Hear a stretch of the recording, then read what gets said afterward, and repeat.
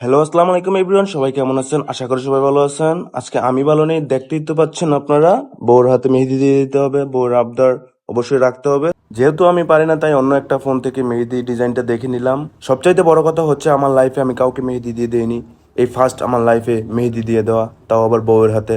দেখি চেষ্টা করে কতটুকু পারি। আর ফার্স্ট মেহেদি দেওয়া কেমন হবে জানি না। আপনারা তো দেখতেছেনই, আমি মেহেদি ধরতেই পারতেছি না, কিভাবে দিব। এটা তো আমার কাছে সম্ভব না। তারপরও চেষ্টা করতেছি খুব দেওয়ার জন্য, ভালো করে দেওয়ার জন্য, একটা বৃত্ত আঁকার জন্য। দেখা যাক বৃত্তটা কতটুকু আঁকতে পারি সুন্দর করে, আর কতটুকু দিতে পারি। এক বৃত্ত আঁকতে যে আমার অবস্থা পুরো হালুয়া হয়ে গেছে। তারপরও বৃত্তটা কোনো রকম আঁকার চেষ্টা করতেছি। বউর আবদার বলে কথায় আছে না, শখের তোলা 80 টাকা। তাই তার মনে খুব ইচ্ছে ছিল আমি তার হাতে মেহেদি দিয়ে দেবো।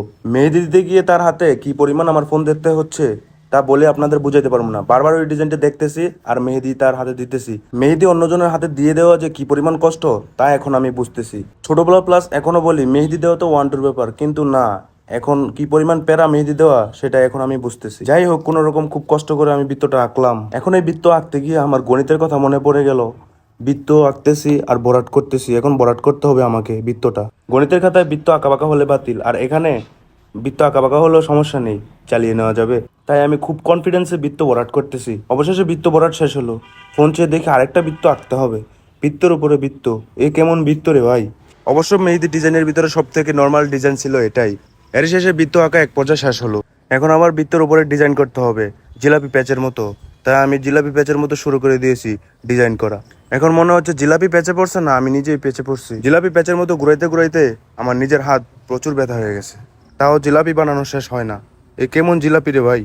এক পর্যায়ে জিলাপি বানানো শেষ করে জিলাপির উপরে এখন টিপ পরাতে হবে। তাই হাতটা ঘুরিয়ে ঘুরিয়ে টিপ পরাইতেছি। টিপ পরানো শেষ করে মেহেদির ডিজাইনটা হাতে নিয়ে দেখলাম ঠিকঠাক মতো টিপ পরাইতে পারছি কিনা, বা ঠিক মতো হয়েছে কিনা। অবশেষে বৃত্ত আঁকা, বৃত্ত ভরাট করা, জিলাপির প্যাচ টিপ পরানো, সবকিছু ঠিকঠাক হয়েছে, কোনো রকম চলে। আর এখন আমি নিজে অধৈর্য হয়ে গেছি। যা মনে আসতেছে তাই আঁকতেছি। ওই ডিজাইন দেখে আমি আর পারবো না। মেহেদি দেওয়া যে কি পরিমাণ কষ্ট তা এখন বুঝলাম। বউ তো সেই খুশি তার হাতে মেহেদি দিয়েছি বলে, কারণ তার শখ ছিল এটাই। আর অবশেষে আমি সাকসেস।